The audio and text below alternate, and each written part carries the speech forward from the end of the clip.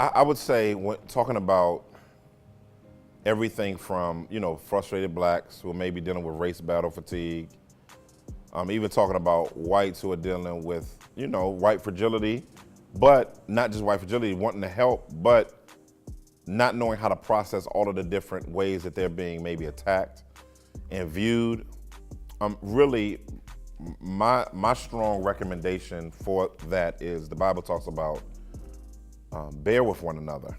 When you look at Colossians chapter 3, and when you look at Colossians chapter 3, it's a beautiful chapter because it really walks us through some practical ways in which the body can engage with one another in these issues. This is what I like about it. It says in verse 5, it says, therefore, the members of your earthly body are as dead to immorality, impurity, passion, evil desire, greed, which amounts to idolatry.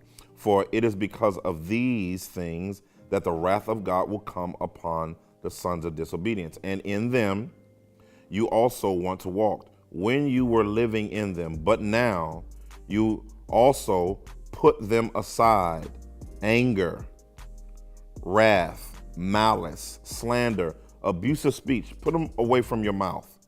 It says, do not lie to one another, since you laid aside the old self with its evil practices and have put on the new self, who is being processed, renewed to a true knowledge according to the image of the one who created him.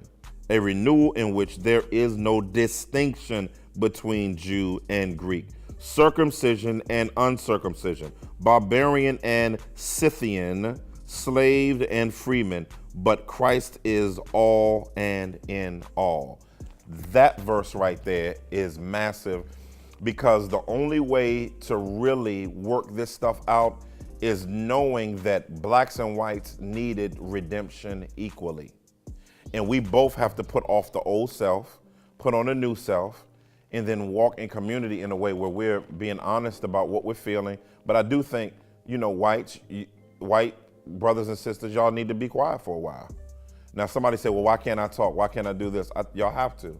Because in our world, blacks, we know your world. Like I told a good friend of mine, I told him, I said, we know your world. We live in your world. We work in your world. We're educated in your world. The difference is you don't know our world. The world that you get of ours is seen on TV.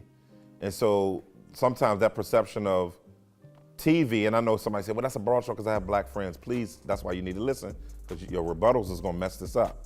So it's very important. It's very, very important. I'm saying this in love, that you need to spend an insurmountable time listening to the narrative of black people, the experiences of black people, the challenges of black people, and the hidden struggles, microaggressions and challenges of black people. And guess what, black people? We need to be patient with our white siblings who want to be in the know and who want to help. Just know that there's going to be trust issues that we need to work out in community together. But I think you got to do that on a local level. You can't do that over the internet. Stop trying to fix relationships over the internet. You can't do it.